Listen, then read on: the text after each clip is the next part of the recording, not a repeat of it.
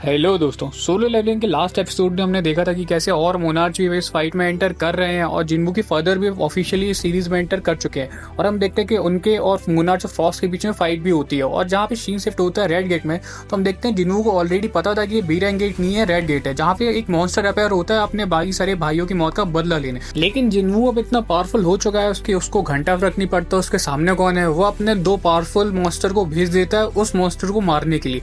और यहाँ तीसरा सबसे पावरफुल मॉन्स्टर आता है टस्क। वो अपनी हेम ऑफ ग्रेविटी से उस मॉन्स्टर को जो ऑलरेडी मरा हुआ है उसको और भी ज्यादा मार देता है और लास्ट में फाइनल ब्लो डिलीवर करता है जिन्वू। जहां हम देखते हैं जिन्वू के पास अब कोई एक की भी आ गई है। ये की कहीं और की नहीं, ये की कॉन्टिनेंट टेम्पल के। कॉन्टिनेंट टेम्पल मतलब डबल डंजन।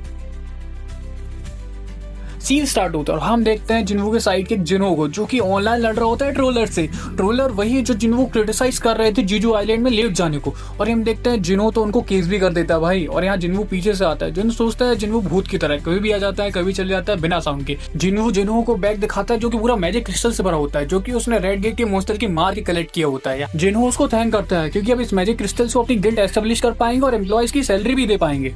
जिन्हो एक्सप्लेन करता है कि गिल्ड को बनाने के लिए 3 लोगों की जरूरत होती है, guild master, vice guild master और एक मेंबर। और एक और क्वेश्चन है जो कि सबसे ज्यादा इंपॉर्टेंट है इन सारी चीजों से, जो कि है इस गिल्ड का नाम, जो कि अभी तक हमने डिसाइड नहीं किया है।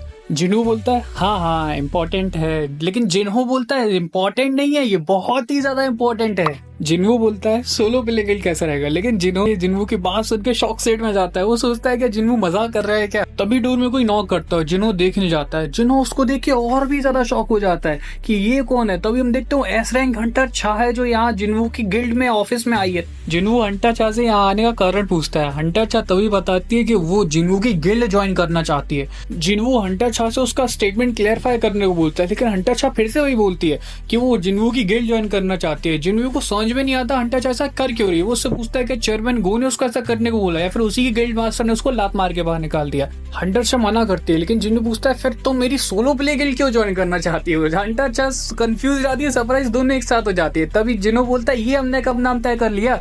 तभी कंफ्यूजन हो जाती है दोनों के बीच कि तुमने कुछ बोला नहीं था। मैंने सोचा हाँ। या हंटर छा बहुत ज्यादा शर्मा रही थी, लेकिन तभी जिन्हो पूछता है तुम्हारा तो अभी कॉन्ट्रैक्ट खत्म नहीं हुआ है ना तुम्हारी गिल्ड के साथ। हंटर छा बोलते हो पेनल्टी का पैसा भर देगी। जिन्हो कंफ्यूज हो जाता है और बताता है कि उसके पास इतना पैसा नहीं है कि वो हंटर छा को कॉम्पनसेट कर पाए। लेकिन तभी हंटर छा बोलती है उसको साइनिंग बोनस भी नहीं चाहिए। तभी जिन्हो बोलता है तुम इतनी ज्यादा लेंथ तक जा क्यों रही हो, तुम्हारे यहाँ गेन करने के लिए कुछ भी नहीं है। लेकिन हंटर छा के लिए चीजें तो कुछ और ही थी। हम देखते हैं कि हंटर छा अपनी पास्ट मेमोरीज के बारे में सोच रही होती है। वो सोचती है कि वो हंटर जिन्हो से कैसे मिली थी और कैसे सरप्राइज होगी, क्योंकि हंटर जिन्हो दूसरे हंटर्स की तरह स्मेल नहीं करता था बुरा, और एट फर्स्ट तो अच्छा स्मेल करता था। और हंटर छा उसी की वजह से उसकी तरफ खिंची हुई चली गई थी। और उसके बाद उसने जिन्हो की लाइफ में देखना स्टार्ट कर दिया। आउट ऑफ क्यूरियोसिटी उसने देखा कि जिन्हो एक बुरा इंसान नहीं है। बहुत ज्यादा घंटों उसके बारे में सर्च करने के बाद उसने देखा वो एस रैंक है और वो दिल से बहुत ही अच्छा इंसान है। हंटर छा ने जिन्हो की मैसिव पावर टस्क के डंजन में देखी थी और देख के शॉक हो गई कि जिन्हो कितना ज्यादा पावरफुल है। लेकिन फिर उसने अपनी फीलिंग्स को दबा दिया और अपनी फीलिंग्स आगे नहीं बढ़ने दिया। सोचा कि ये सब करने के लिए उसके पास अभी टाइम नहीं है। लेकिन वो जिन्हो की तरफ अट्रैक्ट होती ही जा रही थी। जिन्हो की पर्सनैलिटी, जिन्हो की पावर, जिन्हो का ऑरा वो उसकी तरफ अट्रैक्ट होती ही जा रही थी, लेकिन मानने को तैयार नहीं थी। लेकिन जब उसके सामने मौत थी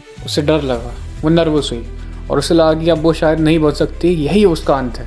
मौत के इतने करीब होने के बाद, एंड किंग का फाइनल ब्लो खाने के बाद, जैसे उसने अपनी आंखें खोली तब उसने जाके रियलाइज किया कि उसके डार्क वर्ल्ड में सिर्फ एक ही लाइट है और वो है जिन्वू।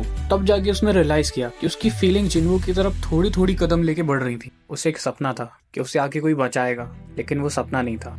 इस टाइम तो वो एंड किंग के हाथों मरते मरते बची, या उसके हाथों मरी गई थी। लेकिन आगे फ्यूचर में ऐसे भी सिचुएशंस आ सकती हैं, या ऐसे भी इवेंट्स आ सकते हैं जहां वो मौत को ना टाल पाए, या मौत आ ही जाए। तब वो होप करती है कि जब मौत उसके सामने आए तो जिन्वू उसके साथ खड़ा हो अंत तक। वो अपने अंत समय में जिन्वू के अलावा और किसी को नहीं देखना चाहती थी और यही सोचिए वो शर्मा रही थी। ये तो भाई प्यार हो गया बंदी को जिन्वू से।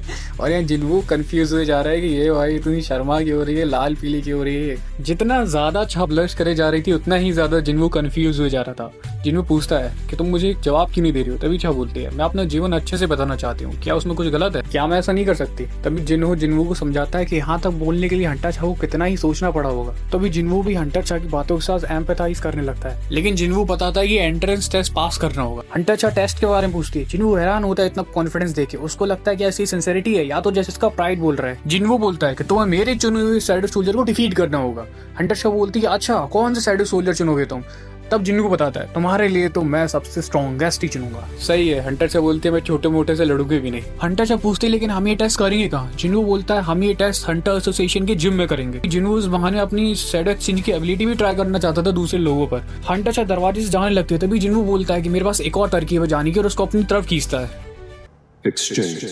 हम देखते हैं कि हंटर छाओ और जिन्हों को डार्कनेस पूरी कवर कर रही होती है। हंटर छाओ को समझ में नहीं आ रहा होता है कि हो क्या रहा है, लेकिन तभी डार्कनेस पूरी तरह हंटर छाओ और जिन्हों को कवर कर लेती है। ऐसा लग रहा है कि दोनों डार्कनेस में समा गए हैं। उसकी लपटों ने उनको पूरा संभाल लिया था। लेकिन तभी हम देखते हैं जिन्हों को, जो कि स्नैक्स लाने गया था जिन्हों और छा के लिए, लेकिन उसकी जगह उनको मॉन्स्टर मिलता है। और हम देखते हैं मॉन्स्टर उससे वो प्लेट ले लेता है और प्लेट से स्नैक्स करके पूरे खा लेता है स्नैक्स सामने सामने देखते हुए। तो हम देखते हैं हंटर एसोसिएशन की जिम, जो कि उसकी लाइट चालू हो जाती है जब जिन्हों और छा वहां पहुंच जाते हैं। और हम देखते हैं जिन्हों और छा को जो ऑफिशियली एंटर कर चुके हैं जिम में। हंटर छा यहाँ कंफ्यूज होती है कि यहाँ ये इतनी जल्दी कैसे पहुंच गए। यहाँ जिन्हों को शक बिल्कुल सही था कि शैडो एबिलिटी दूसरों पे भी यूज हो सकती है। जिन्हों ऐसा गेट की तरह एक्ट करता है और शैडो सोल्जर ऐसा एग्जिट की तरह। और हम देखते हैं हंटर छा कुछ ढूंढ रही होती है। जिन्हों पूछता है क्या ढूंढ रही हो। वो बोलती है मैं अपना वेपन छोड़ आई हूँ, अपनी कार। जिन्हों बोलता है पैक एक्सपीरियंस सुन के हंटर छा बहुत एम्बैरेस जाती है और अपना शर्माने लगते। बोलता है मैं मजाक कर रहा हूँ यार। तभी जाके बोलती है ठीक है। तब जाती है वो अपना कार्ड लेके हंटर एसोसिएशन के जिम में।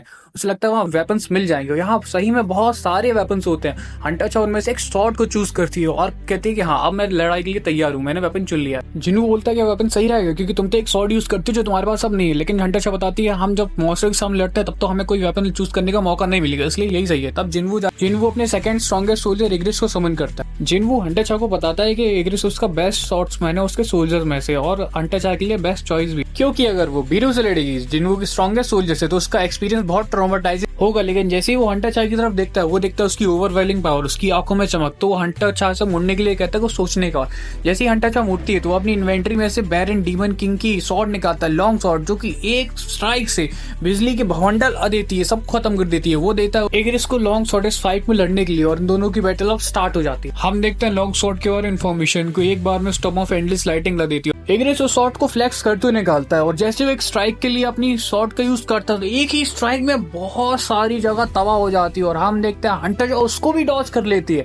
तब ये देख के जिन्हों भी बहुत हैरान हो रहा होता है क्योंकि एक शॉट से तो बहुत से लोग मर जाते हैं। तभी हम देखते हैं हंटर शाह उसको टक्कर दे रही होती है इग्रिस को। और यहाँ सीन चेंज होता है प्रेसिडेंट को के ऑफिस में। प्रेसिडेंट कुछ काम कर रहे होते हैं और कुछ काम करते करते कुछ सोच रहे होते हैं, लेकिन जैसे उनकी नजर जाती है जिम में, जिम की लाइट्स ऑन थी और वे देख के हैरान थे। आज कोई रिजर्वेशन था नहीं, इसलिए वो अपने सिक्योरिटी ऑफिस में फोन करते और कहते कि जिम का कैमरा मेरे रूम के कैमरे में लगाता। अभी देखते हैं उस कैमरे में कि हंटर शाह और जिन्हों जिम में आ चुके हैं, लेकिन वो सोच के हैरान है कि ये दोनों कब से साथ में घूमने लगे। लेकिन तभी वो जाके पुराने सोचते हैं, वो सोचते हैं कि हाँ ये तो चल ही रहा था कुछ ना कुछ, बस मैं ही नहीं समझ पा रहा था, बूढ़ा हो गया हूँ ना। अब वो भाई इस चीज देख के स्माइल कर रहे होते हैं और वो सोचते हैं कि इन दोनों को डिस्टर्ब नहीं करना चाहिए। तो अपने कैमरे वाले को कह देते हैं वहां से कैमरा ऑफ कर दो। और जैसे ही कैमरा ऑफ होता है तो एक बड़ा सा स्ट्राइक जो इग्रिस मारता है वो यहाँ तक फील होता है प्रेसिडेंट को, और सोचता है कि ये इंसान यंग है इसलिए कर रहे हैं। और ये जिन्हों देख के हैरान हो रहा था कि इग्रिस हार चुका है, वो भी हंटर शाह से। हंटर शाह की हम पावर देख सकते हो कितनी ज्यादा पावरफुल है क्योंकि इग्रिस हार चुका। इग्रिस सेकंड स्ट्रॉन्गेस्ट सोल्जर था जिन्हों की आर्मी, लेकिन शाह बोलते मुझे स्ट्रॉन्गेस्ट से लड़ना है। लेकिन जिन्हों बोलता है नहीं तुम हट हो जाओगे, लेकिन वो बोलती है नहीं मुझे लड़ना, मुझे अपना रीमैच चाहिए। लेकिन जिन्हों हैरान होता है कि तुम्हें पता कैसे है कि बीरू मेरे पास है। वो बोलती है मुझे पता है, मैंने देख लिया था, इसलिए मुझसे तुम नहीं छुपा सकते। लेकिन वो बोलता है ठीक है मैं तुम्हें बीरू से लड़ने दूंगा। लेकिन जैसे ही जिन्हों बीरू को समन करता है पूरी प्रेजेंस चेंज हो जाती है। हंटर शाह को भी पसीने छूट जाते हैं बीरू के प्रेजेंस से। जिन्हों हंटर शाह से फिर से पूछता है क्या वो बीरू से सही में लड़ना चाहती है, क्योंकि बीरू का इनेट नेचर ही मर्डर का है, वो अपने आप को होल्ड बैक नहीं कर पाता। जिन्हों बीरू को ऑर्डर देता है कि हंटर शाह को डिफीट तो करो लेकिन उसको एक भी नुकसान नहीं पहुंचने चाहिए। बीरू उसके ऑर्डर को मानता है और जाता है बैटल ऑफ रोर करता है। और इस बैटल ऑफ रोर से पूरी लाइट्स ब्लास्ट हो जाती है, टूट जाती है। और यहाँ हम देख पाते हैं बीरू का ऑरा, और ये ऑरा देख के हंटर छा भी बहुत ज्यादा हैरान हो रही होती है। और बीरू अपना अटैक करने के लिए क्लॉज बाहर निकालता है, लेकिन उन क्लॉज को देख के जिन्वू बीरू को धमकी देता है कि अगर एक भी घर हो चाहिए तो मैं तुमको कहीं का नहीं छोड़ूंगा।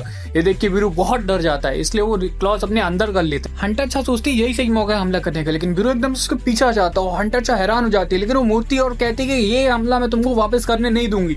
वो अपनी शॉर्ट स्विंग करती है उसको मारने की, लेकिन बीरू अपनी दो उंगली से उसकी शॉर्ट्स को पकड़ लेता है और फेंकता है। और बीरू सोचता है अगर मुझे इसको बिना हार्म करे हराना है तो मुझे इसकी स्प्रिट तोड़नी पड़ेगी, इसको बताना पड़ेगा कि इसकी और मेरी पावर में कितना ज्यादा अंतर है, ये मेरे सामने कुछ भी नहीं है। हंटर छा अपनी स्विंग करती है शॉट, लेकिन कुछ नहीं होता है। बीरू हर एक शॉट स्विंग को डॉज करता है और उसको बताता है कि तुम मेरा कुछ नहीं बिगाड़ सकती, लेकिन हंटर छा की आंख में पावर है। हंटर छा बिल्कुल आंख बबूल हो रही है और अपनी सारी पावर यूज करती है, लेकिन बीरू हर एक शॉट को इग्नोर करता है और डॉज करता है। बीरू उसको बताता है लो करो पावर, कितनी यूज कर सकती हो तो, लेकिन बीरू उसको अपना डरावना चेहरा दिखाता है और डरा देता है। हंटर छा पीछे जाती है बहुत दूर। जिन्वू भी सोच रहा होता है कि अब तो हंटर छा को हार मान लेनी चाहिए, क्योंकि अब तो इसको पता चल गया होगा इनके बीच में कितनी पावर का अंतर है, लेकिन हंटर छा हार मानने को तैयार ही नहीं है। और जिन्वू ये देख के हैरान हुआ जा रहा है, लेकिन फिर यहाँ बीरू को आती है बहुत गुस्सा। बीरू बोलता है ये तुच्छी सी चीज मेरे खिलाफ खड़ी है, यहाँ तक इसको पता भी है कि मेरे से नहीं जीत सकती, इसकी इतनी हिम्मत कैसे हुई। बीरू फुल गुस्से में आ गया था, वो होल्ड नहीं कर पा रहा था। वो अपने क्लॉज रिट्रैक्ट करता है उसको मारने के लिए, और जैसे ही क्लॉज मारने के लिए जाता है तो हंटर छा उसको डॉज कर लेती है। क्लॉज पूरे जमीन में घुस जाते हैं और जैसे ही हंटर छा डॉज करके दूर जाती है, बीरू अपने क्लॉज जमीन से खींचते हुए निकालता है। मतलब क्लॉज उसके इतने खतरनाक थे जमीन को काट दे रहे हैं। हंटर छा अपनी स्किल यूज करती है शॉर्ट डांस से वो बीरू के ऊपर हमला करती है। हमला करने के बाद बीरू को ज्यादा असर नहीं होता, लेकिन हंटर छा की तलवार ही टूट जाती है। लेकिन हंटर छा सोचती है एक ही मौका है, अपना सारा माना यूज करके एक फुल पावरफुल हमला करती हूँ, उस चीज को खत्म ही करती हूँ। तो अपनी most powerful skill blade of light Biru पर हमला करती है और बीरू के आर पार कर देती है वो अपनी ब्लेड ऑफ लाइट। इससे जिन्वू भी डर जाता है, क्योंकि जो जिन्वू ने ऑर्डर दिया था उसको बिना हार्म करे हराने का हंटर छा को, वो अब करप्ट हो जाता है। अब उसके मन एक ही ऑर्डर था कि सारे दुश्मनों को मार दो, और अब हंटर छा बीरू की मॉर्टल एनिमी बन चुकी है। बीरू अब हंटर छा को जान से मारना चाहता है और अपना मोस्ट पावरफुल हमला यूज करता अपने क्लॉज से। जिन्वू रोकने की कोशिश भी करता, लेकिन बीरू सुनता नहीं है। बीरू अपने दोनों क्लॉज से हंटर छा को मारने के लिए जाता ही है, वैसे ही जिन्वू सामने आ जाता है। जिन्वू बीरू के दोनों क्लॉज अपने एक हाथ से रुक लेता है और वहां हंटर छा की जान बच जाती है। हंटर छा बहुत बार बची है इस बार। यहाँ मरते टाइम जिन्वू का साथ चाहिए था और यही मौत को वेलकम कर रही थी, लेकिन हम देखते हैं जिन्वू से बहुत दूर चले जाता है बीरू और माफी मांगना स्टार्ट कर देता है, क्योंकि उसका बिल्कुल करप्ट हो गया था माइंड, इसलिए वो खुद के कंट्रोल में नहीं था। जिन्वू उसको माफ कर देता है और वो हंटर छा के पास जाता है, उसको सुनाना स्टार्ट करता है तुम ये कर क्या रही हो, तुम्हें क्या चाहिए, क्या तुम ना एक्सटेंड तक जा क्यों रही हो, तुम्हारी जान भी जा सकती थी बीरू से लड़ते हुए, तुम रुक सकती थी लेकिन तुम रुकी नहीं। ऑफकोर्स तो बोलो शांत क्यों हो तुम, ऐसा तो नहीं है कि तुम मुझे पसंद करती हो इसलिए ये सब चीज कर रही हो। हंटर छा पता नहीं कहाँ खोई होती, इसलिए वो पहली बार सुन नहीं पाती, लेकिन जैसे ही वो सुनती है वो हैरान हो जाती है। जिन्होंने यहाँ सोचता है ये भी बात नहीं है, लड़की पता नहीं क्या सोच रही है, क्या करना चाहती है, कुछ पता ही नहीं चल रहा है। हंटर छा जिन्नू को बुलाती है बात करने के लिए। जिन्नू मोड़ता उसके जब पास आता है तो हंटर छा एडमिट कर लेते हैं कि हाँ ऐसा ही है, वो उसमें इंटरेस्टेड है और उसको लाइक करती है।